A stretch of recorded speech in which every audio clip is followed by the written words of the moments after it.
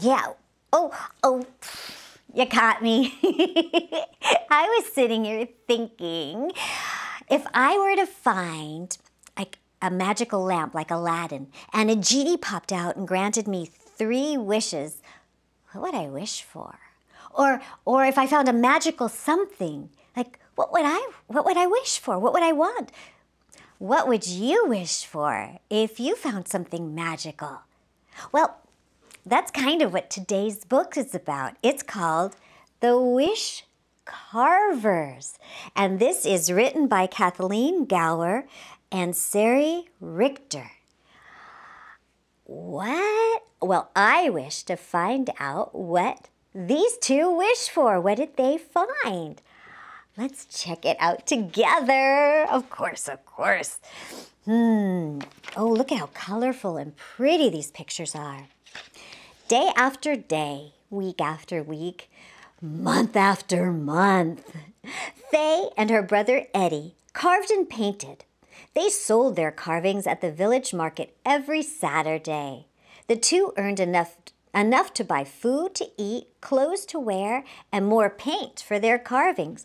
But sometimes all that work was exhausting. Every day they complained about the same things. Oh, my hands are so sore from all this carving, Fay grumbled. I wish I could take a long break. Oh, my clothes are all covered in paint, Eddie whined. I wish I had something nicer to wear. Oh, so that's what they would wish for. Well, I don't blame them. But look at how colorful, and look at that market. Ooh, what fun. Well, one Saturday afternoon, while strolling home from the market, Fay and Eddie discovered an old carving knife by the side of the road. When they brought it back to their cabin, they spotted some words carved on it. Can you see there's words? Fay read them aloud. What's carved with me will come to be. Do you suppose that's true? Eddie asked. I don't know, let's find out, Fay said, and she carved a miniature wooden pot of gold. And Eddie painted it, and they waited.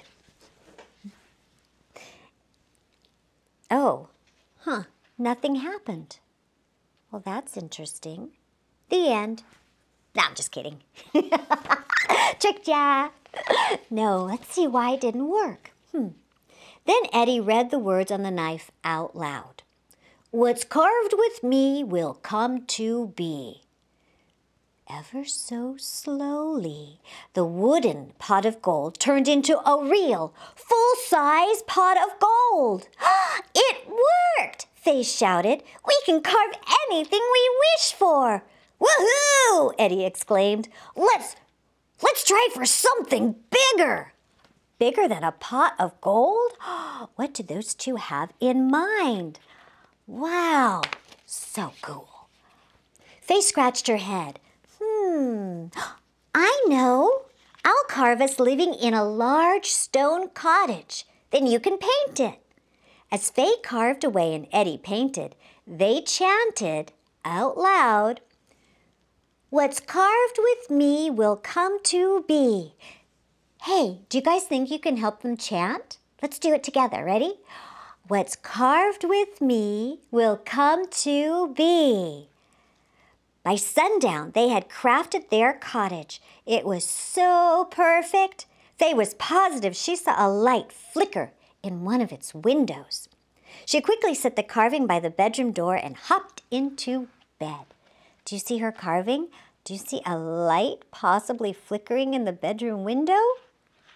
Well, by next morning, Fay and Eddie awoke to find themselves inside a huge stone cottage.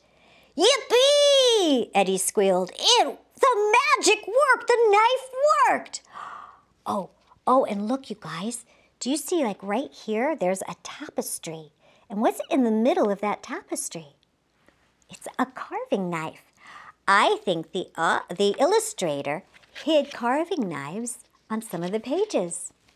We're going to have to keep our eyes peeled for some of those. But when Fay and Eddie crawled out of bed, they discovered their pot of gold had disappeared. And there was more work to do than ever. There was more house to be cleaned, more garden to be tended, and more firewood to be chopped. Soon Fay's hands were sorer than ever, and Eddie's clothes were dirtier than ever. Oh, no. Oh, dear, oh, dear, oh, dear. Ugh, this place is much too big, Eddie moaned. How can we ever keep up with all this work? Fay said. I know. I'll carve us living as king and queen in a lovely fairy tale castle with castle helpers to do all this extra work. Oh, good idea, Eddie said. At least we won't have to work so hard. Again, Fay carved away and Eddie painted, and together they chanted, ready? What's carved with me will come to be. Great, guys. By day's end, they had created their castle. It was so realistic, Fay was convinced she saw one of its towers actually sparkle. She stood there carving up against their bedroom door and climbed into bed. And just before sunrise, whoa! Clatter, clatter, swish, swish, chop, chop. Fay and Eddie awoke to find themselves inside a giant fairy tale castle with many castle helpers cleaning, gardening, and chopping firewood. Hey, sounds like our castle helpers are already busy, Fay said. I guess we better get to work too, Eddie sighed. But look at these castle helpers. Do you notice anything interesting about them? Yeah, this one here is a centaur, part horse, part human. And then we have over here a dragon carrying things and, and a dog with a broom. Oh my gosh, and look really closely at the trees. I love it. They have happy faces. That's so awesome. Fay and Eddie were barely out of bed and dressed when tourists started lining up to tour their beautiful castle. How will we ever cope with all these people? Eddie asked. We're used to such peace and quiet. And now we'll have no time to carve and paint, grumbled Fay. And then, oh, do you notice anything about the tourists? Check out this one. It's a cyclops. Yeah, cyclops only have one eye right in the middle. We got two, he's got one. Clatter, clatter, squish, squish, slop, slop. Tourists began to pour in by the hundreds. Muddy footprints covered the floor. Pictures were knocked off the walls. And when the tourists left, they left all their trash behind. Ooh, litter bugs. This castle is a royal mess, Fay groaned. Now even our castle helpers are exhausted and grumbling about all the hard work. I wish we still lived in our tiny log cabin, Eddie whined. Fay said, I have an idea. Look, there's a fawn, part goat, part human. Wow. What's her idea, though? I spot another knife, another carving knife. See what you see. One more time, Fay carved away and Eddie painted, and together they chanted, What's carved with me will come to be. What's carved with me will come to be. And that evening, Fay placed the freshly painted log cabin by their bedroom door. Then she tossed that magic knife right out the window and slid into bed. Oh, wait. Do you guys see it? I spotted another carving knife. Do you see it? Yeah, there it is on another tapestry. Oh, wait! Fay and Eddie awoke to find themselves back inside their tiny log cabin. Fortunately, they still had the money from selling their carvings at the village market. It was enough to buy food to eat, clothes to wear, and more paint for their carvings. And look at, she's got all her carving knives back. Wow.